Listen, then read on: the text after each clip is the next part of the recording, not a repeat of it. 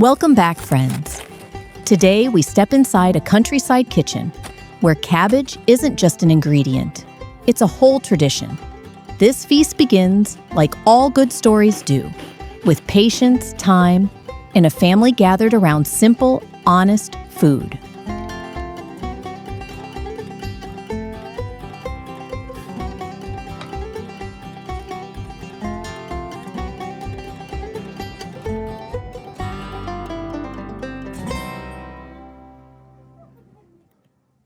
If you love these quiet countryside stories, consider subscribing. There's so much more warmth waiting for you here.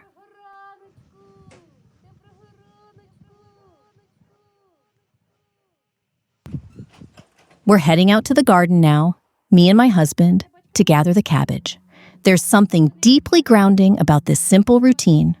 The cold air, the weight of each cabbage head, and the quiet feeling that we're stepping into a memory older than us.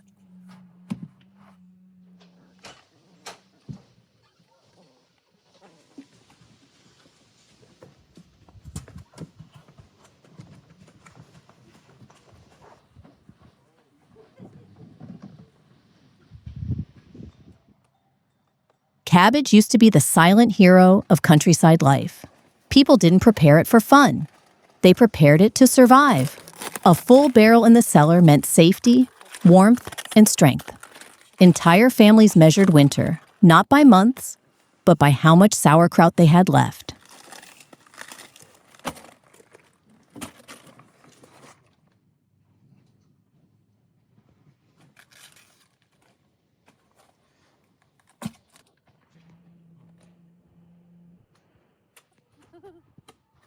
In every village, sauerkraut was treated almost like a winter currency. A good batch could carry you through cold storms and illnesses. A failed one, well, that was a story no one wanted to tell. This humble vegetable held more responsibility than many people ever realized.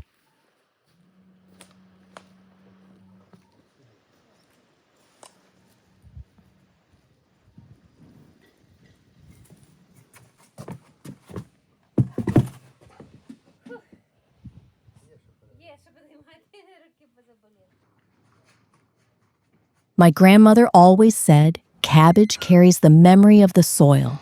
She claimed you could taste the summer rains inside every leaf. Back then, I thought she was being poetic.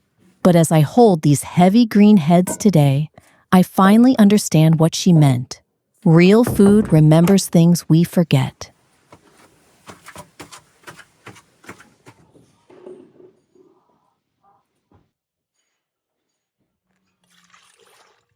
Fermenting cabbage is one of the oldest food traditions in the world.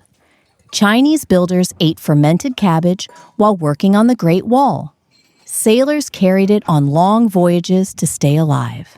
Somehow, this simple village recipe traveled farther and saved more lives than most royal inventions.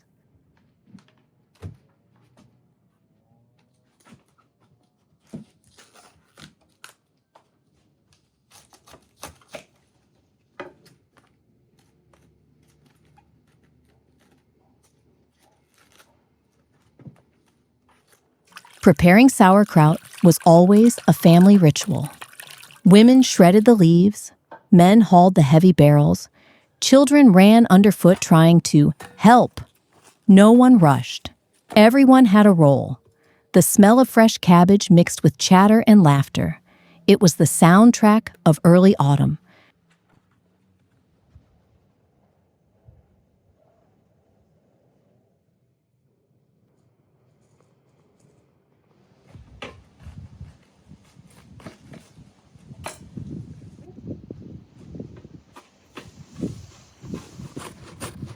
People used to say that cabbage ferments better in peaceful homes. A funny superstition, but it speaks to how emotionally connected families were to this process. If the batch turned out perfect, it felt like a blessing. If not, everyone blamed the mood in the house.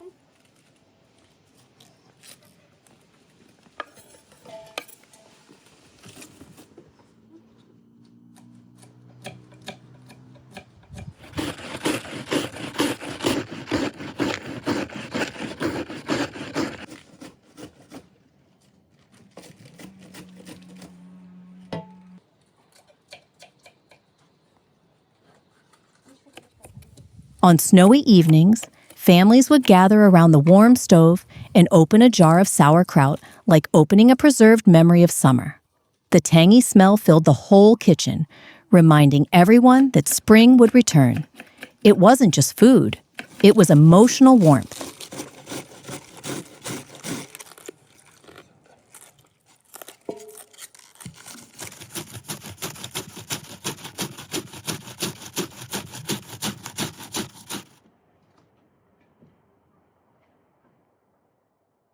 The sound of slicing cabbage is like breaking ice.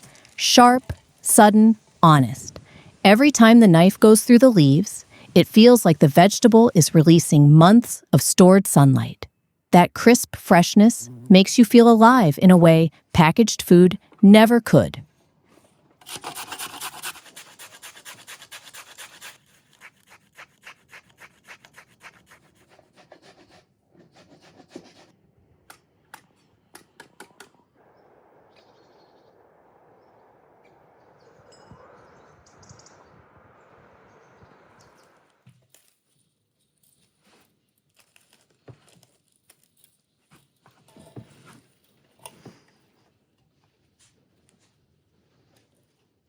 My husband always laughs that cabbage is the strongest plant he knows. It handles cold, wind, poor soil, and still grows with this quiet determination. Maybe that's why rural families loved it. They saw themselves in it. Stubborn, simple, hardworking, and deeply reliable.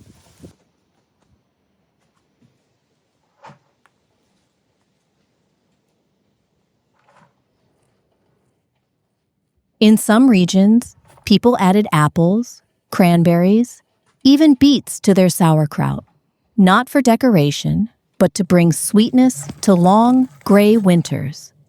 It was their way of softening the season, offering families small moments of comfort hidden between the cabbage leaves.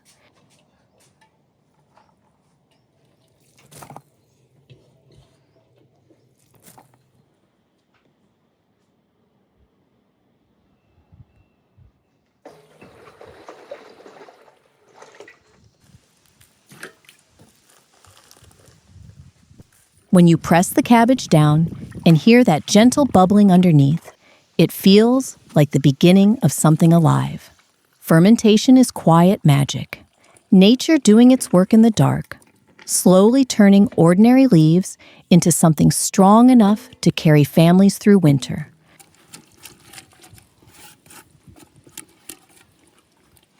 Мирославчику, піди мені хреню копай.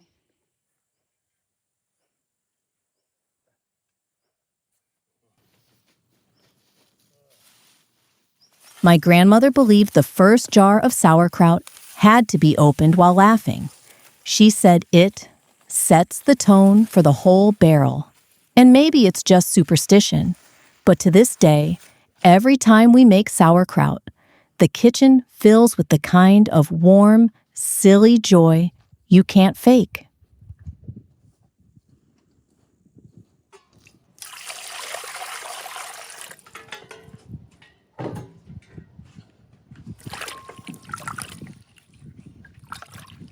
Across Ukraine, Poland, Germany, Romania, and the Balkans, sauerkraut became a shared language.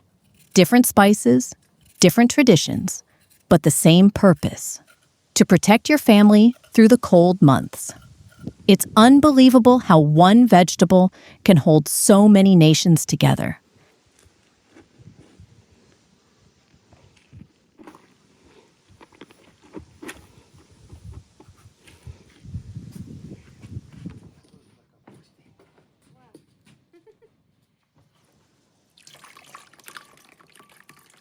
If you enjoy these quiet countryside stories and the warmth behind them, subscribe. There are many more family moments and old traditions we'd love to share with you.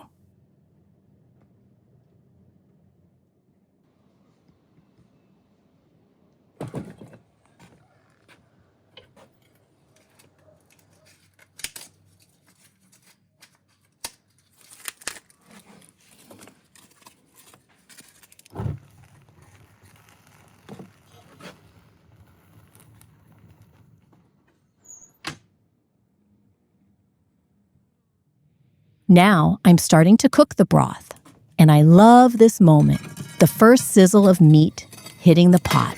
There's something comforting about it, like the kitchen itself is waking up. Broth has always been the family healer, the thing that gathers everyone around the table, makes you feel a little safer in the world.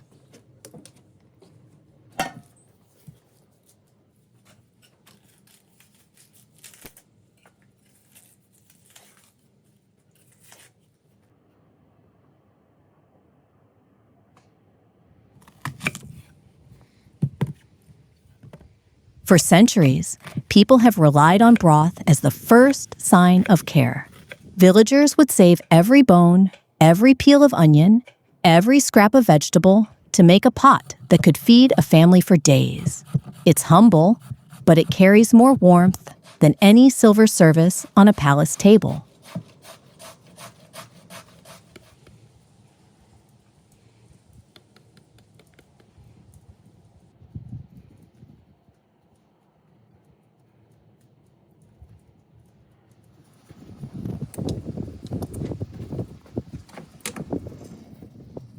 Speaking of palaces, royal kitchens turned broth into art. They simmered enormous cauldrons, carefully skimming every impurity, adding herbs in precise order. But the goal was always the same: comfort and strength. Even kings needed a simple, nourishing bowl when they were ill or weary.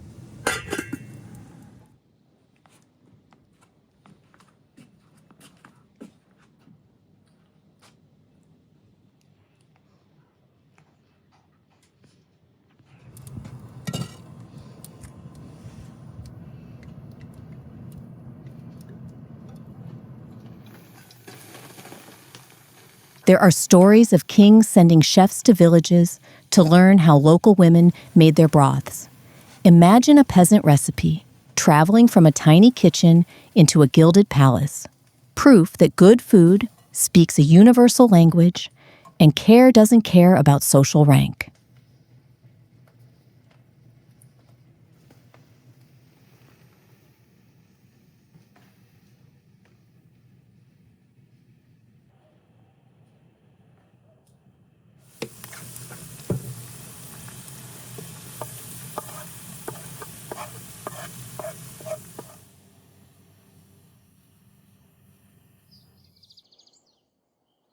Carrots and onions are the backbone here, sweetening the broth, softening the meat, and adding layers of flavor that feel like storytelling.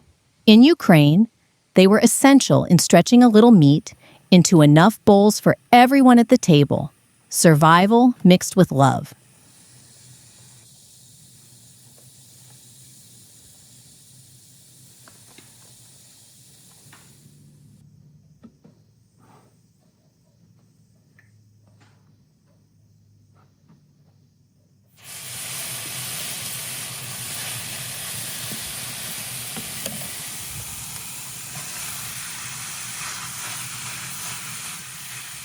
Beetroot changes everything: color, flavor, energy.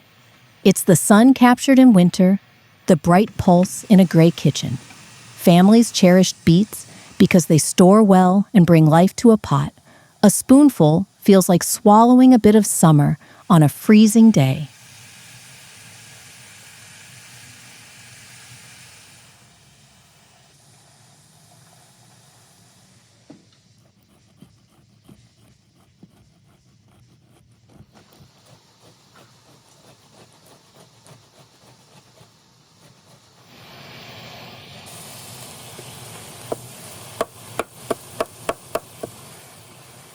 Cabbage joins the pot slowly, softening, giving body, teaching patience.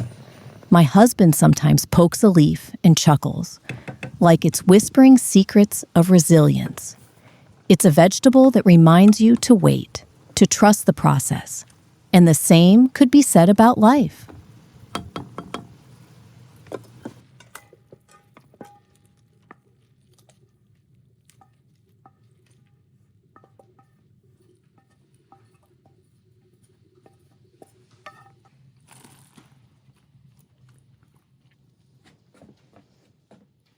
Meat, whether humble bones or hearty chunks, gives the broth its soul.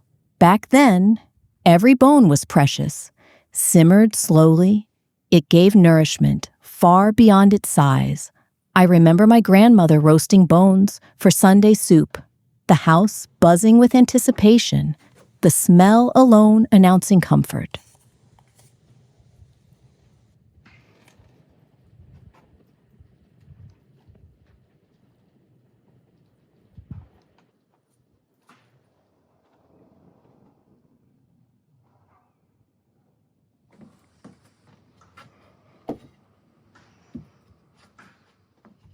In some houses, broth would simmer for hours until it turned almost jelly-like, rich and wobbly with natural collagen. People believed it could make you strong, heal small aches, even make your skin glow.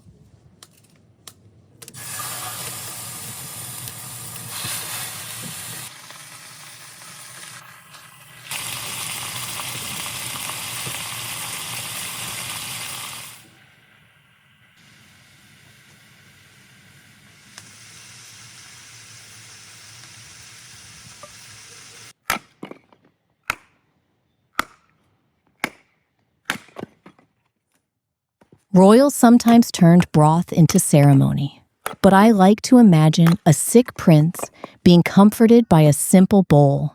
Human moments that bridge palaces and cottages.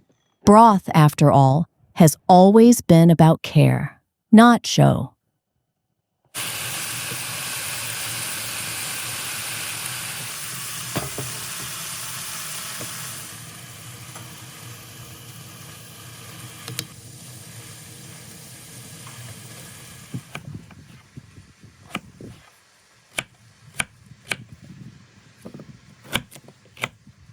In some Slavic villages, broth wasn't just food. It was ritual. People poured it over the hearth or used it to bless seeds before planting. Imagine my grandmother sprinkling a little broth over the garden, murmuring a wish for a good harvest. A humble soup doubling as a little magic for the family.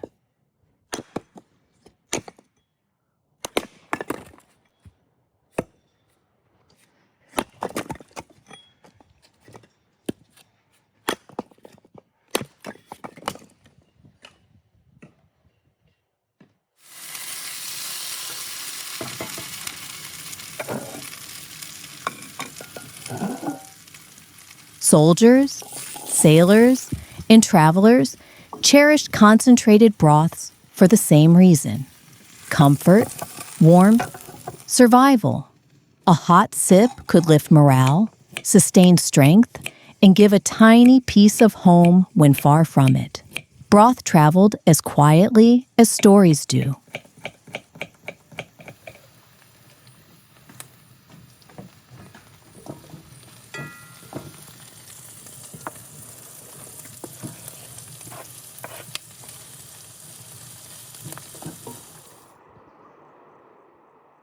Street vendors in cities sold cups of broth to workers and travelers. Can you see it? Steam rising in the cold morning air. Men and women huddled over little tin cups, hands warming, stomachs filling, chatter floating up into the fog. Simple, hot, and utterly human. Broth crossing boundaries, feeding everyone alike.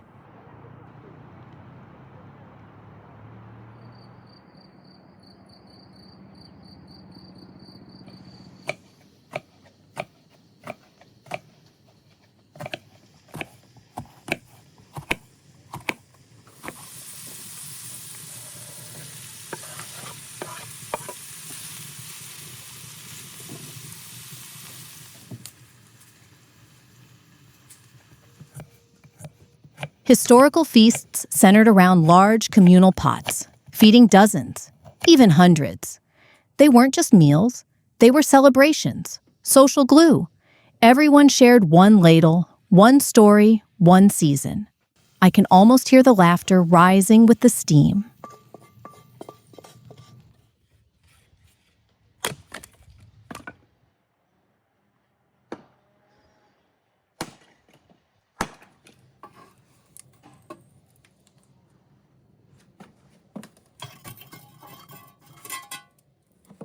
Imagine walking into a royal kitchen centuries ago, the air thick with steam, and chefs carefully dropping saffron or crushed pearls into a simmering pot. Sounds crazy, right?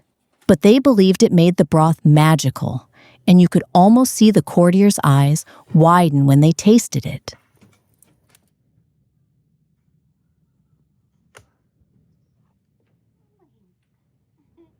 На сонечку вигрівайся. Ти така малюсінька. Така малюсінька.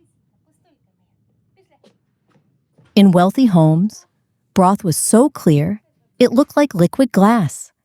Guests would lift tiny golden spoons to their lips, slurping gently, nodding with exaggerated delight. Meanwhile, in the village, my great-grandmother's family dunked bread straight into the pot, laughing as the crust soaked up every drop. Two worlds, one liquid comfort.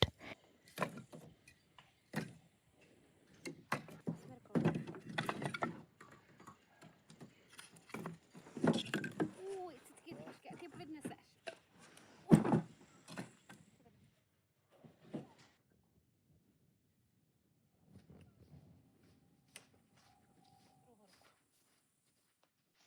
Some peasants added a raw egg or a splash of vinegar to their broth, making it heartier. I remember my father telling me how, as a child, he'd sneak to the pot, stir in an extra piece of carrot, and feel like a little magician, transforming a simple meal into a feast for himself and his siblings.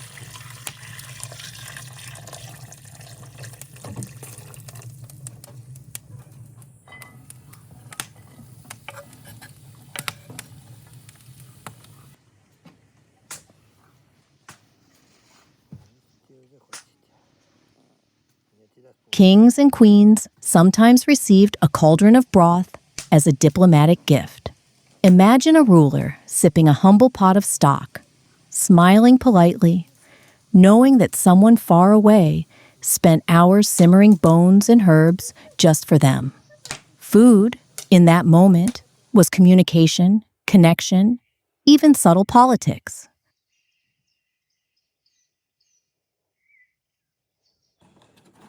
My husband went out to gather walnuts.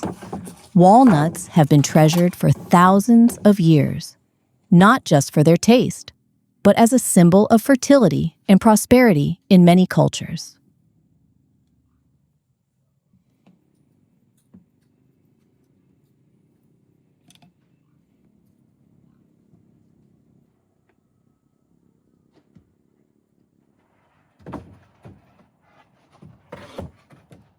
Did you know that ancient Romans believed walnuts were sacred to the goddess of love, and they even served them at weddings? I can picture a couple sitting under a walnut tree, cracking nuts and exchanging vows. Such a tiny, crunchy ritual of connection. Можна попробувати?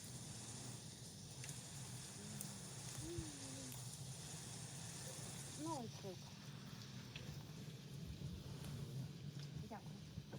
Дякую. Я вже тебе, можеш ти... In Ukraine, walnuts were often tucked into cakes, dumplings, and even stews. Families would roast them gently, the aroma filling the kitchen, children sneaking a piece before dinner. I remember my grandmother's fingers stained with walnut oil as she cracked them one by one.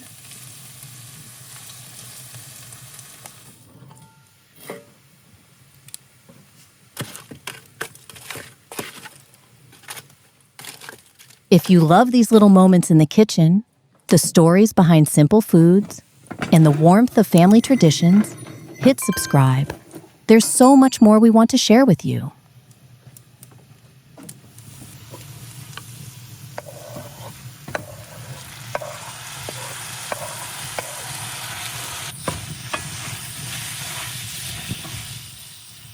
First things first, I need to quickly give the cats some cottage cheese. Look at them, tails high, eyes wide. They know it's treat time. Не можна сваритись. They eat so fast, it's like watching tiny furry rockets. I always smile, thinking how even little creatures make the kitchen feel alive and full of joy. Now I start rolling the cabbage.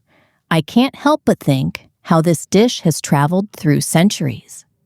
In Ukrainian villages, families made these rolls after harvest, when the cabbage was at its sweetest. It was a way to stretch meat and grains to feed everyone at the table.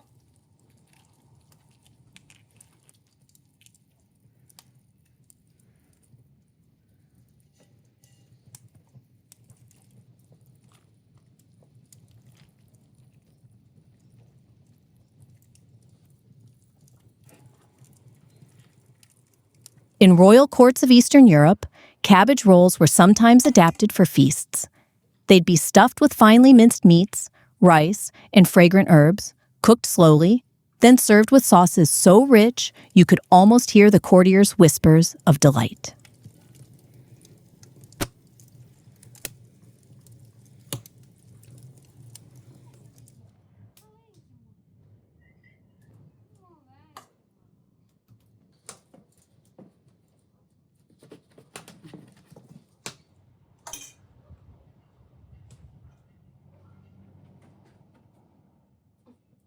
Did you know that in some regions, cabbage rolls were made for special holidays only? Weddings, name days, and harvest festivals often featured mountains of these rolls. People believed the act of rolling and sharing them brought luck and prosperity for the coming year. Вилася на бабусю дуже-дуже-дуже. Ти моя красуня.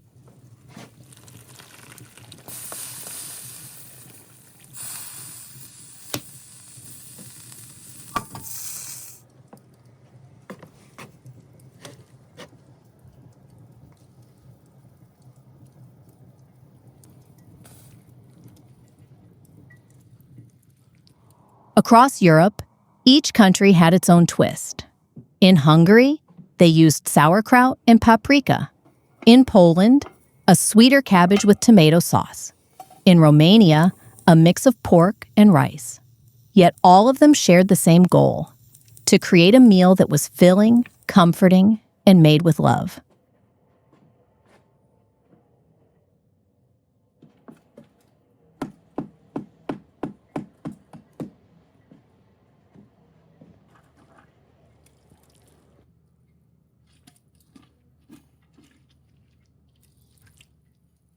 In some ancient cookbooks, cabbage rolls were recommended as a restorative meal, perfect after illness or long journeys.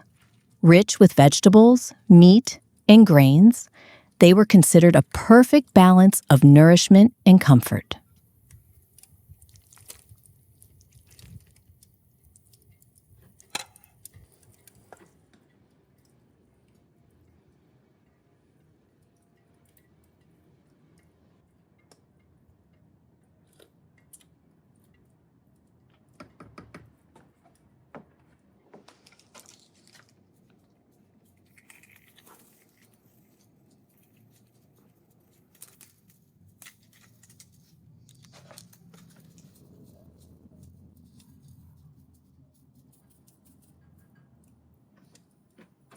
Now it's time to make the buns with stewed cabbage and prunes. I love this part. The dough is soft under my hands, and the filling smells sweet and earthy.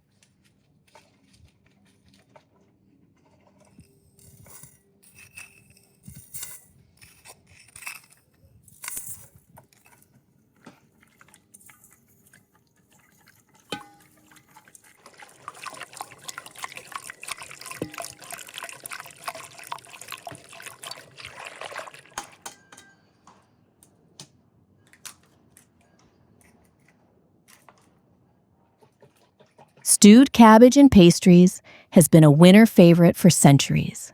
Families in villages would cook it slowly, fold it into dough with a little fruit, and everyone would gather to share a warm, comforting bite after long, cold days.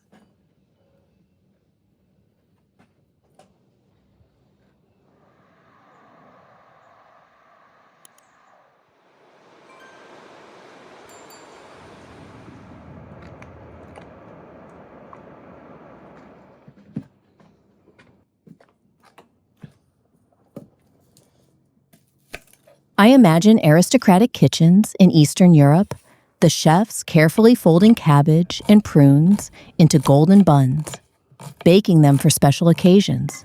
Silver trays, glittering candles, and nobles whispering about the perfect balance of sweet and savory.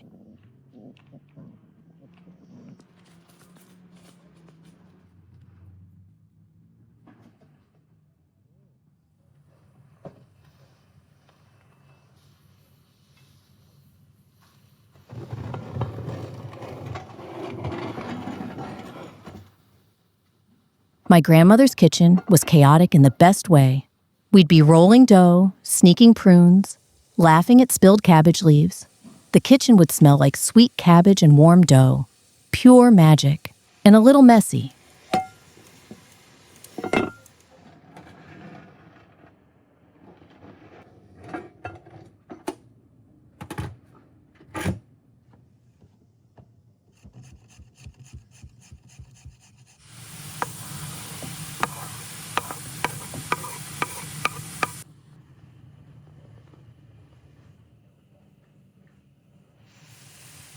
In Ukraine and Poland, these buns were often baked for Christmas or harvest festivals. They weren't just food, they were a celebration. I can picture children with rosy cheeks, sneaking bites, while elders pretended not to notice.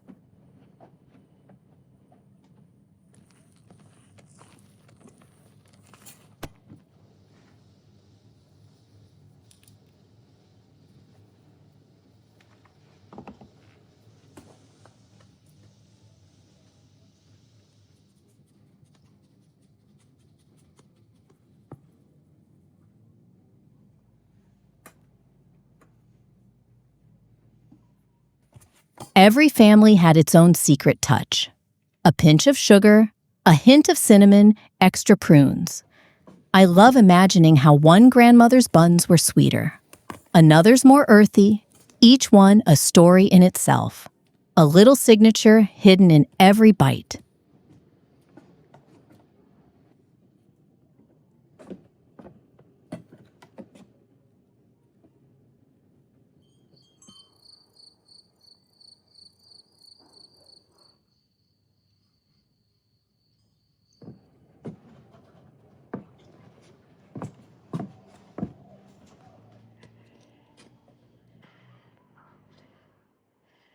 Eating them during winter was almost ceremonial. Hot from the oven, a cup of tea beside you, children tugging at your sleeve for one more. I remember my cousins hiding buns behind their backs to save for later. Tiny rebellions that made the kitchen alive.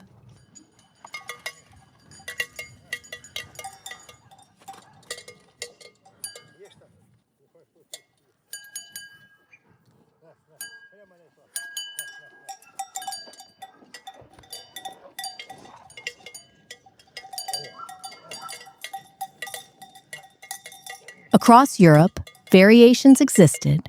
Cabbage with apples in Germany, prunes in Eastern Europe, mushrooms in richer households. But everywhere, the act was the same, transforming humble ingredients into warmth, comfort, and shared joy.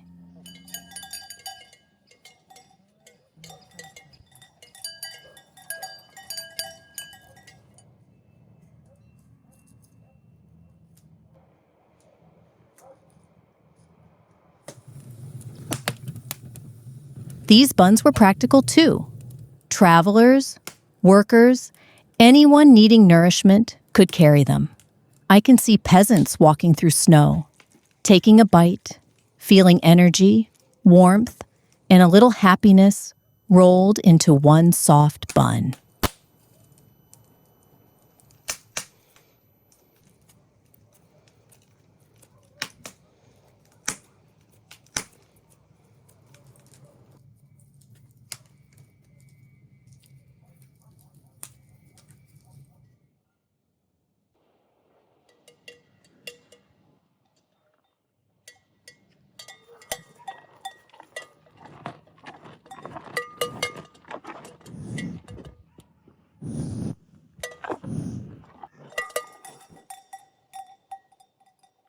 Now I'm carefully placing the cabbage and prune filling into the dough.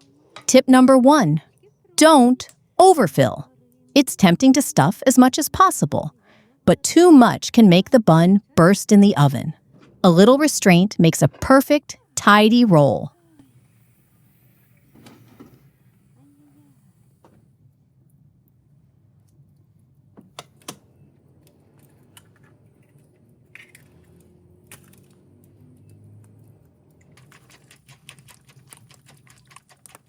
Tip number 2, make sure your filling isn't too wet.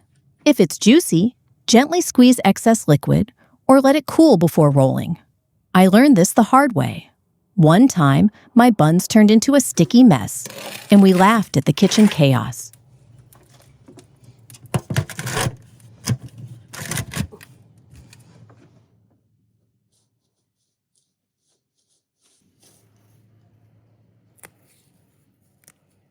Quick question for you, friends. When you bake, do you prefer buns filled with sweet or savory fillings? Or maybe you have a secret combination you love. I'd love to hear your favorite twists on traditional recipes in the comments.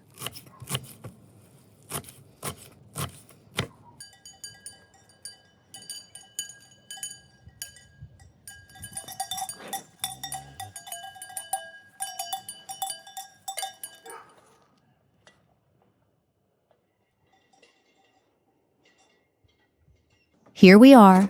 The evening has arrived, and everything is ready. I love these moments when you finally take a step back and just look at the table. All the cabbage rolls, broth, buns with prunes. It's chaos and magic, all in one.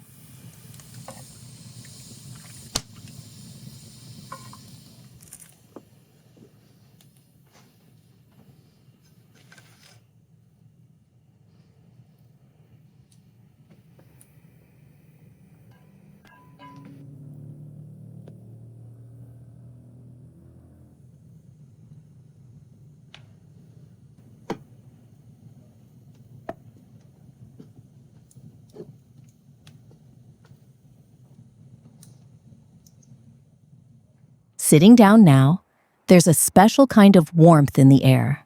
It's the warmth of togetherness, of traditions passed down through generations, of hands that have folded cabbage, kneaded dough, and shared smiles across the years, all present right here in this room.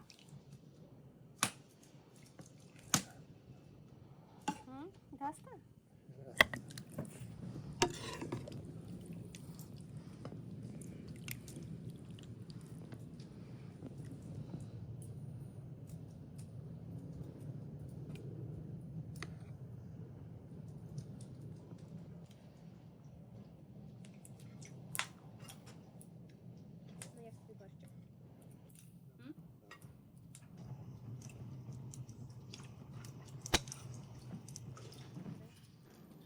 Friends, if you enjoyed this journey with us, from cabbage harvest to these golden buns, please subscribe.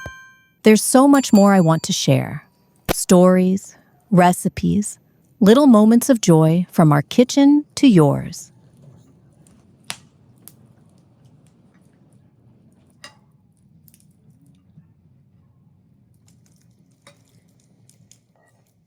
Thank you for being here, for watching, laughing, and imagining this evening with us.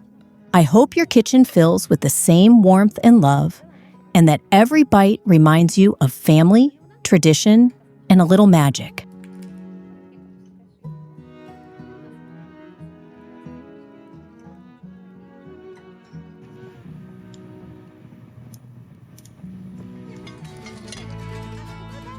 And this a channel about my joyful life in beautiful Ukrainian village among the Carpathians.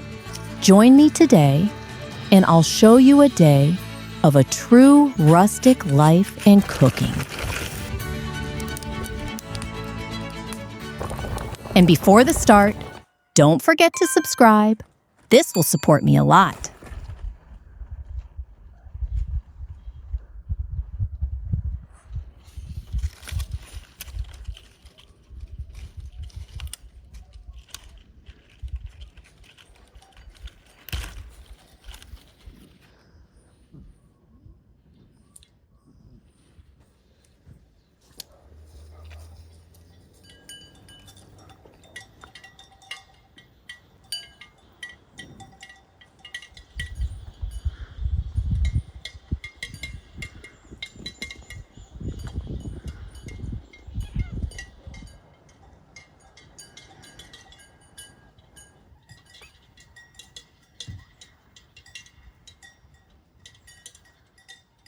Morning in our house began from my husband's idea to go fishing. That means fish dish for today. No other ways. He's a professional. He was taught by father, and he knows all the best fishing tricks. So I got ready to work with fish.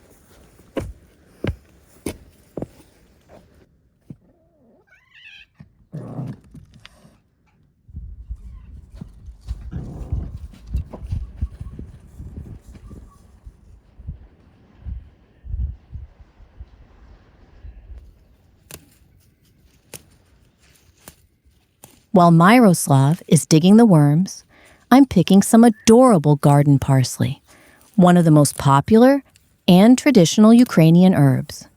Here, we use it fresh and dried. I bet there is one of the best spices ever.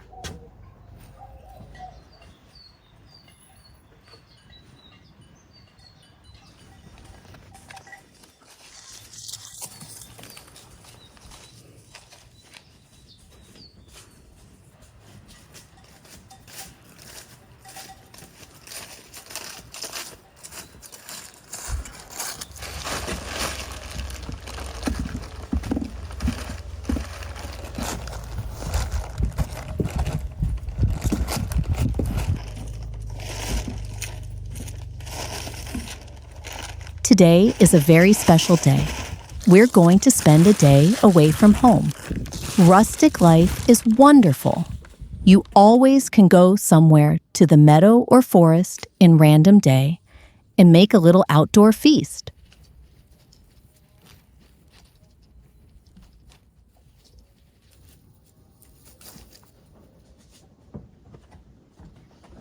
Sure, we'll need the kitchenware. It's outdoor cooking day, not wilderness.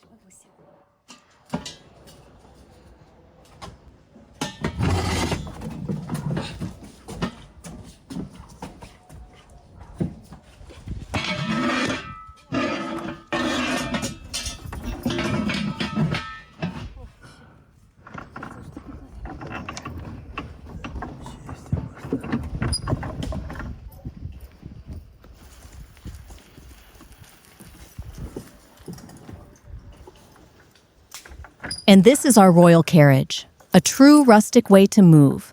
While we were younger, we always were confused to explain parents about the speed we ride. Now we're not that crazy, but that was fun.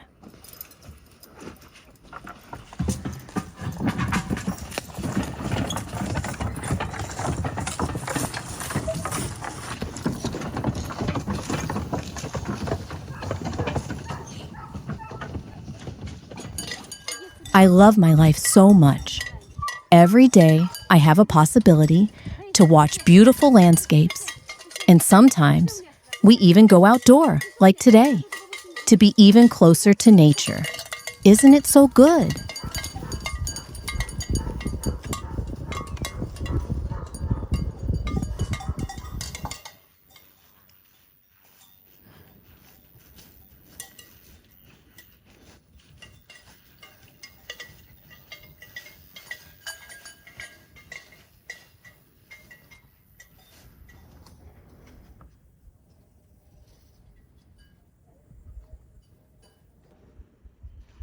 Going fishing for Ukrainians is always an occasion to make a picnic.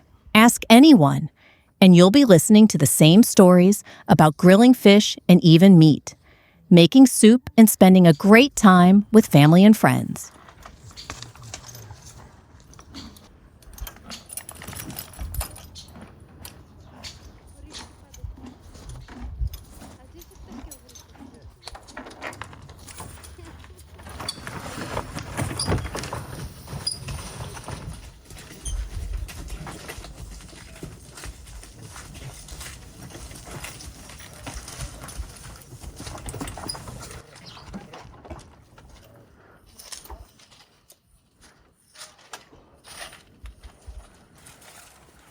Sometimes, Myroslav goes fishing alone or taking neighbors' kids. But if we go together, it's always like a little romantic date. But everyone has duties. As usual, cooking is on me, and I'm happy about it.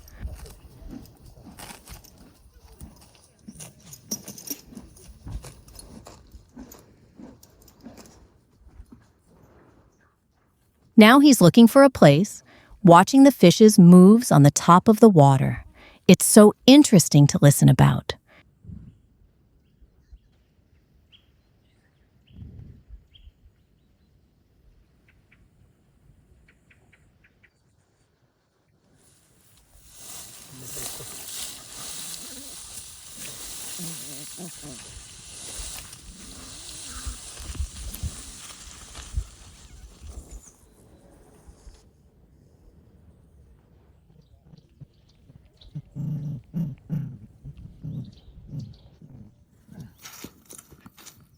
Fishing is the same everywhere. I'm sure every fisher in the world has the things for the process. And this is nice. It's what unites people. Tell us in the comments if you like fishing too. Let's look how much of us here.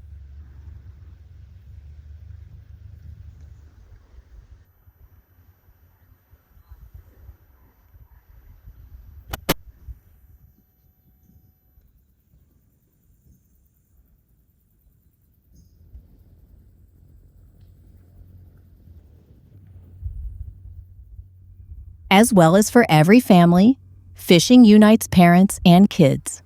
When Miroslav was a little boy, he loved it so much that now he's teaching boys from the village whose parents have no time. But fishing is for girls too, I think.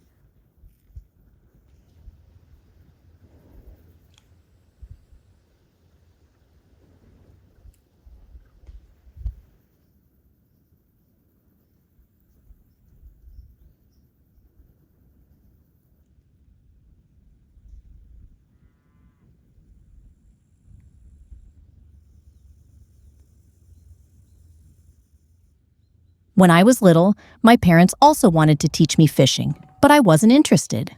And our neighbor, the same little girl like me, was already a real professional. She always had catch like adults fishing nearby.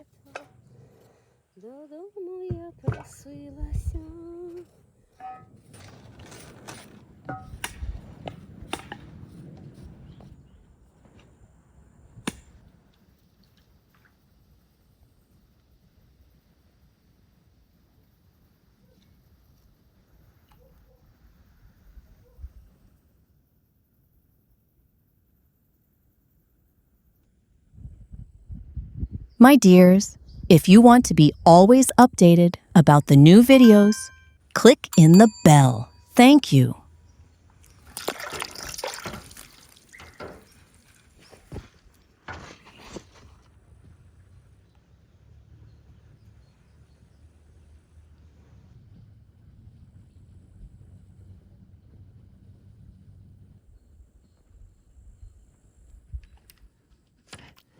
My husband already caught some little fishes and some big.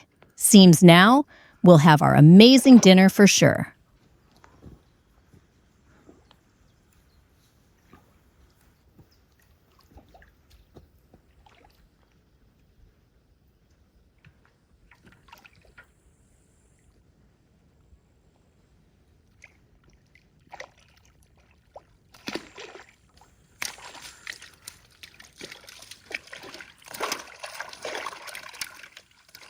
While little Miroslav was playing with the rod, my childhood hobby was also very obvious. I liked to help Mom with cooking. And at the same little family picnics, I was the first mother's helper to peel veggies and cut it.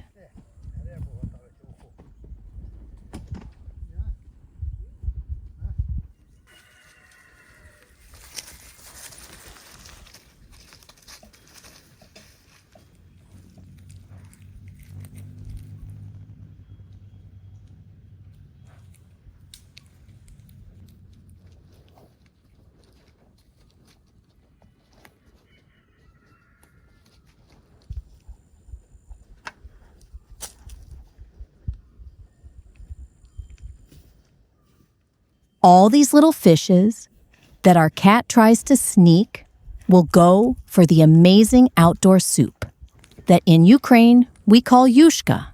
It is the easiest and one of the most delicious soups you can ever try, but it's good, only made in wild.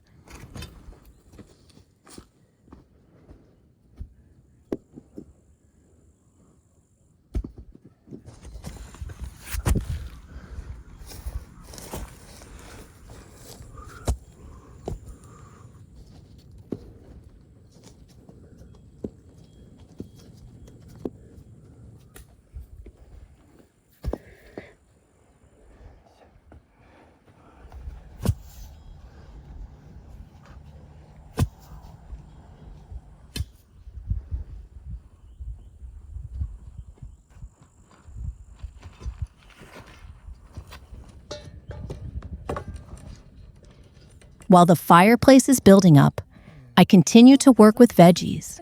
We need the simplest ingredients: potatoes, carrots, onions, nothing special.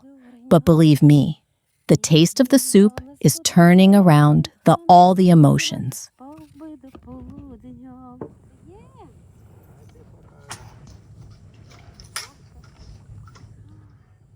The catch today is simply wonderful. I said that he's a professional, never comes home without full bucket of fish. So, today we can cook more than only a soup. It will be grilled trout for main course.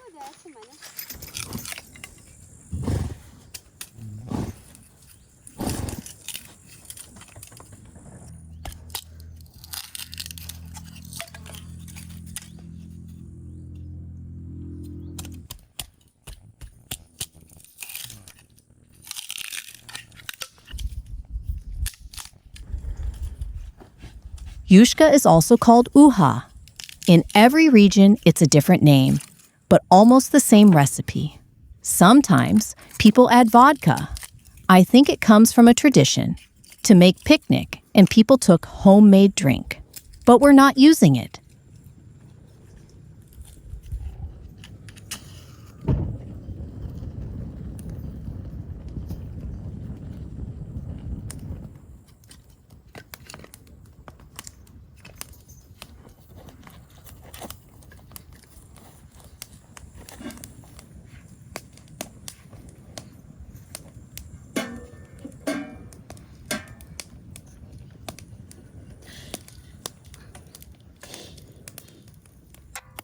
So, first, I pour the pure water. Not from the lake, for sure. Then, I will add all the ingredients step by step. It's gonna boil together, and the aroma around will be just great.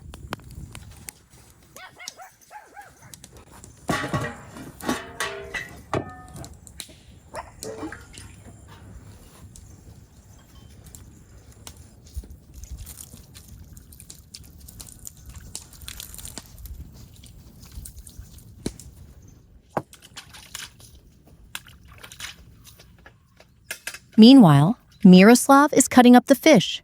It's a hard process, and it needs special skills. His skills are amazing.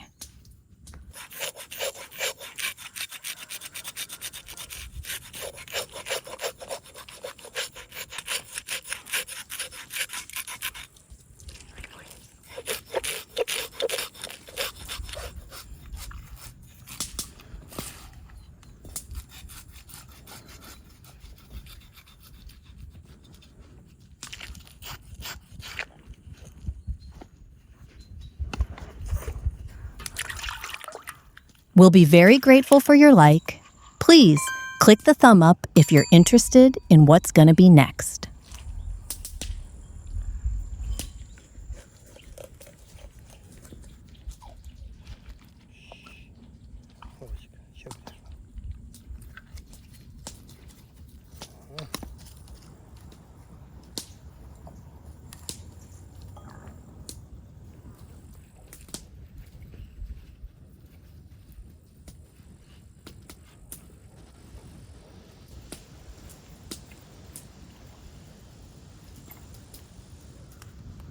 As you see, I didn't cut the ingredients.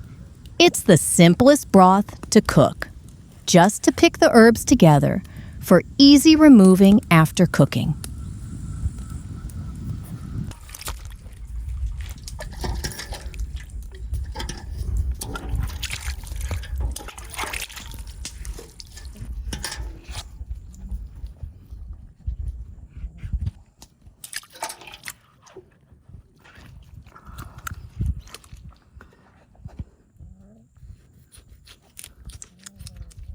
While cutting the fish, always pay attention on details. One wrong move and you risk to touch gallbladder. This will make all the taste bitter and fish will be spoiled.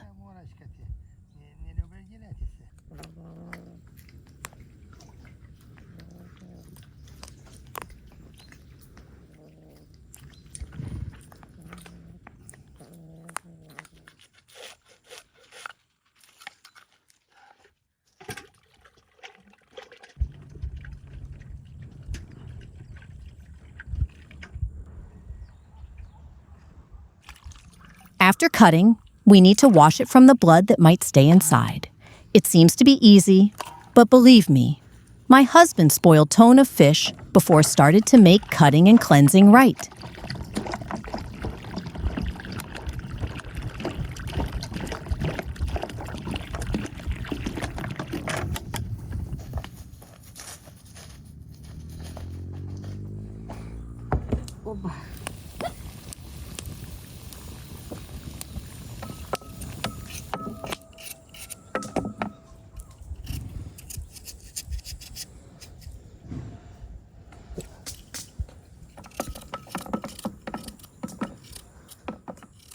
When the broth is boiling, I'll cut the veggies for the soup. It doesn't need any grating or careful cut. Big pieces of everything in a true rustic and wilderness styles.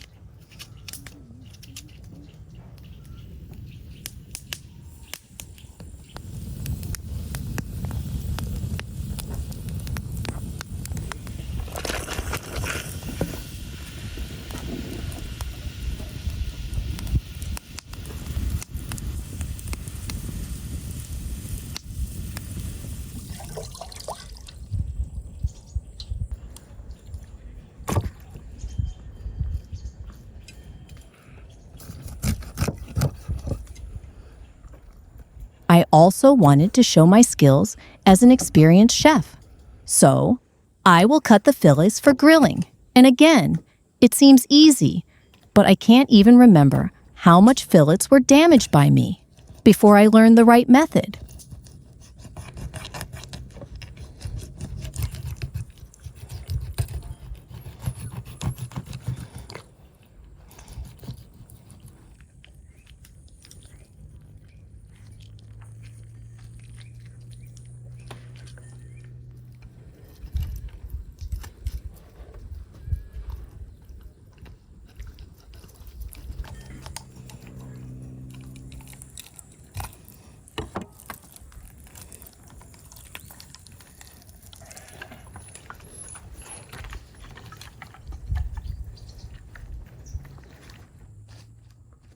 Uha is still boiling. In fact, we're living in the west part of Ukraine. Fishing and making fish dishes here is also popular. But I think the most delicious uha is in the regions on the coastline of the Black Sea.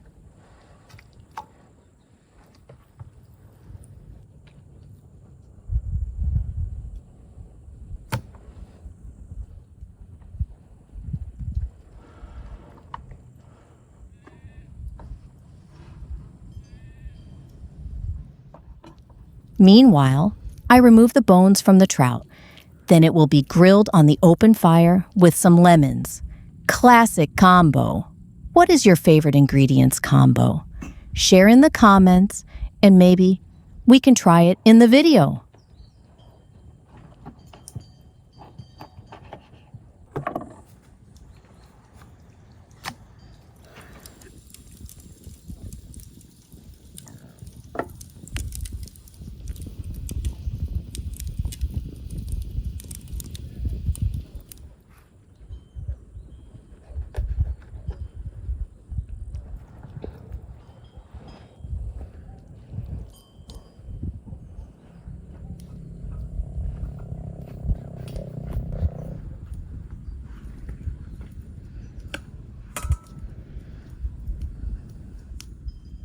Uha has the best memories of summer picnics for me.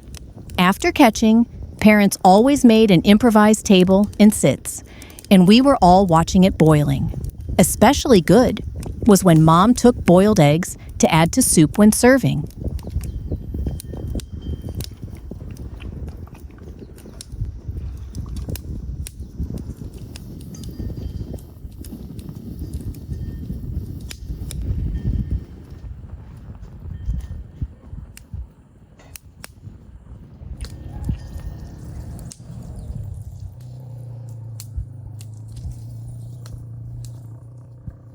With salt and lemon juice, I finish seasoning Trout's fillets.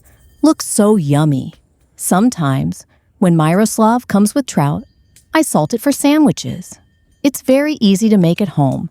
Just put fillets in salt and to the fridge for a while.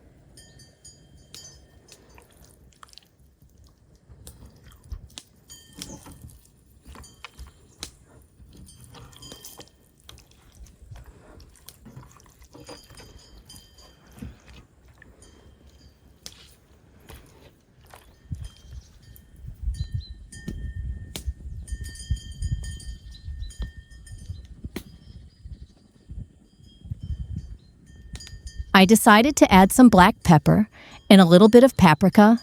I think it adds unique aroma and goes great with lemon juice. Then, some olive oil. Already sounds like it works, isn't it?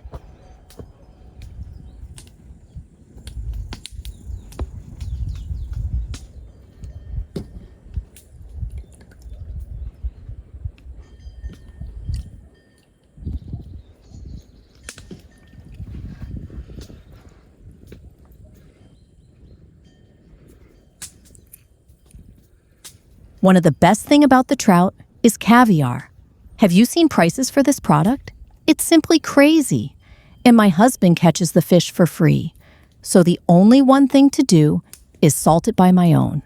Rustic life is a homemade everything.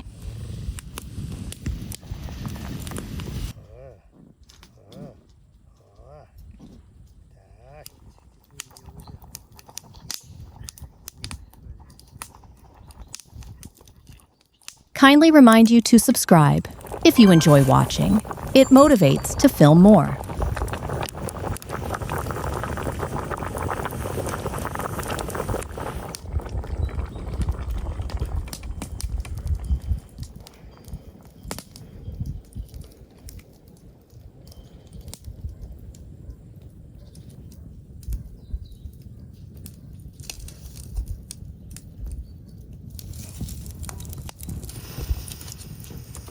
No worries, guys. It's a part of recipe. Just trust the process. To make uha even more aromatic with the smell of the smoke, I put this coal inside. It seems unusual, but it's a traditional method.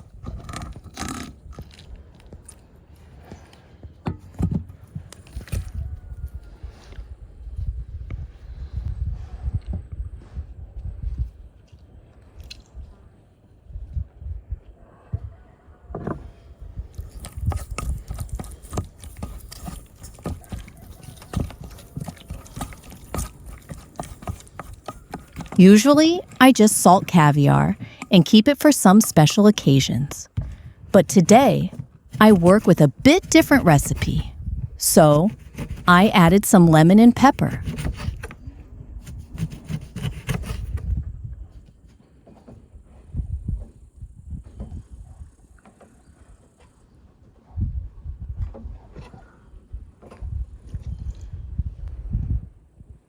And it's fillets' golden hour. As I planned, it will be cooked with lemons. Such a delicacy. But in a village, we are used to these things.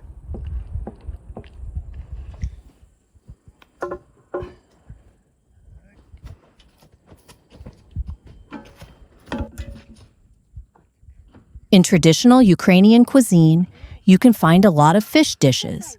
Even in mountain regions, there are a lot of lakes and rivers for catching. The most famous for fish is sure Odessa region. Forshmak and uha, there are the best.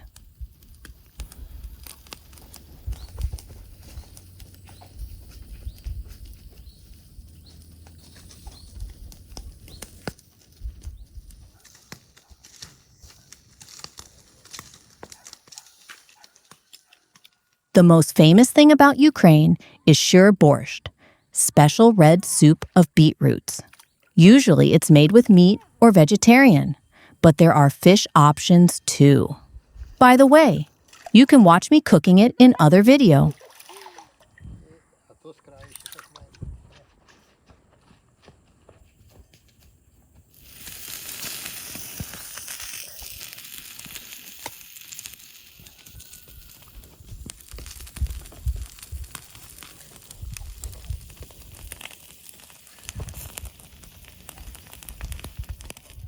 Simple roasted fish is traditional to any cuisine, I guess.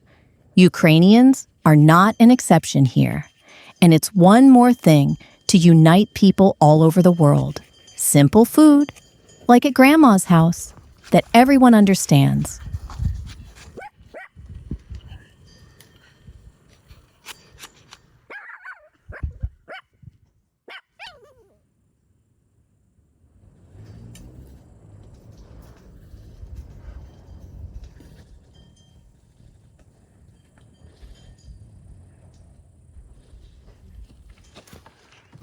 Finally, it's time to serve the fillets. Delicious smell is flying around us. Can't wait to taste. And we tried our best not to overcook trout. We needed it to stay bright and juicy.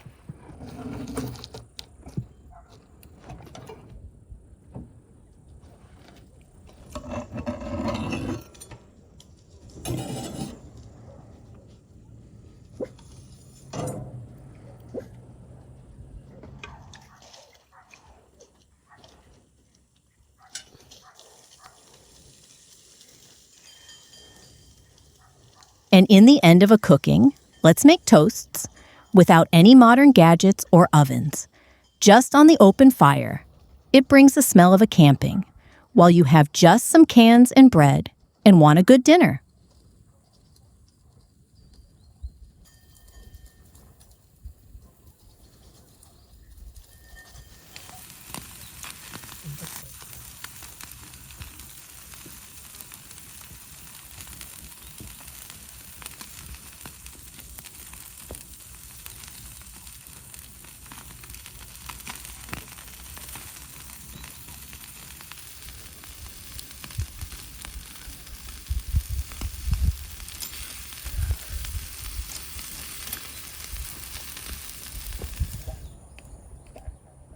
Just a few minutes more, and it'll be a great feast for us.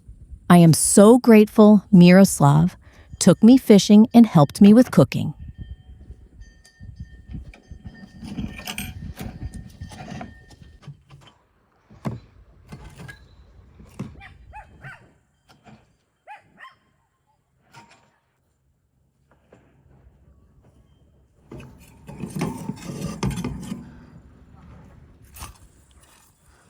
Everything looks so perfect, like we were preparing for the celebration something. It's a Ukrainian soul. When we have nothing to celebrate, we celebrate life. And no celebrations without a table. That is full of the food.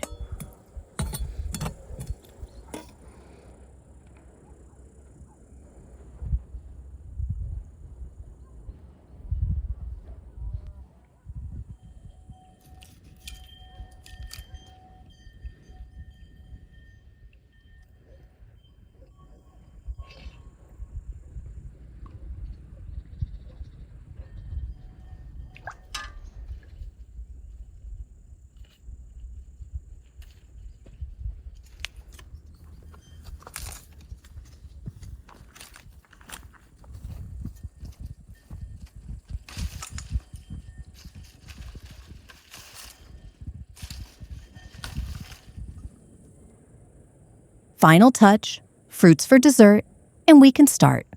I wish we have guests to deal with so much food, but today, it looks like a little date. Mature romantic, finding food and cook it together. It makes me laugh.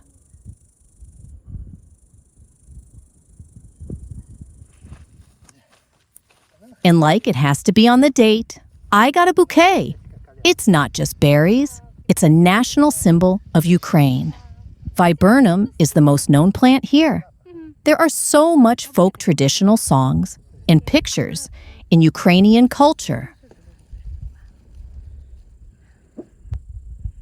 Красота. Все будемо їсти.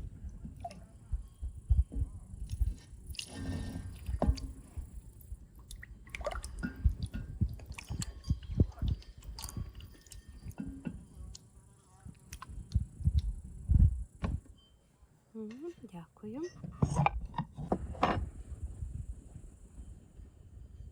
Dinner time has come. We got so hungry today, and finishing this little adventure with so much wonderful treats sounds like a dream.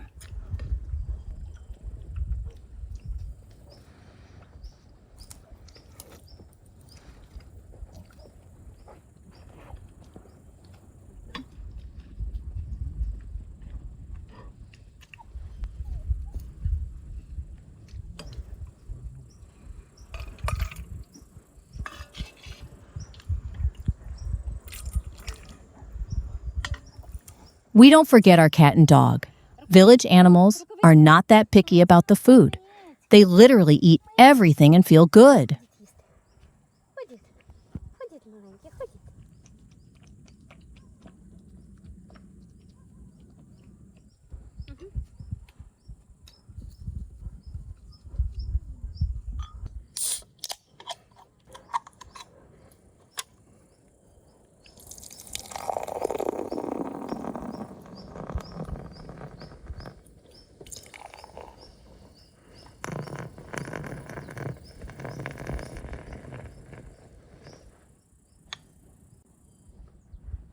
What is the best drink to the fish? In Ukraine, it's beer. And it's good with alcohol-free beer too. For sure. Cheers!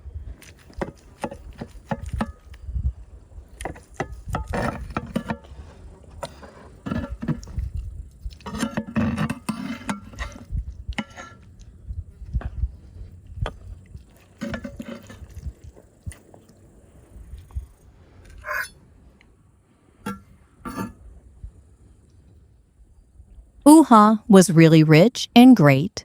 What about grilled trout? It's very delicious too. I think today we both did a great job. Thanks, my breadwinner.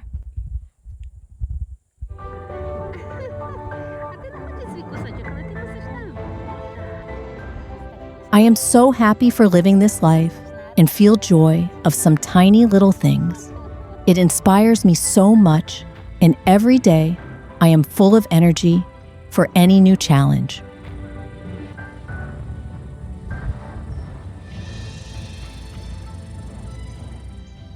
If you feel as inspired as me, please like the video and subscribe. That was Julia. Thanks for watching, my dears, and see you soon.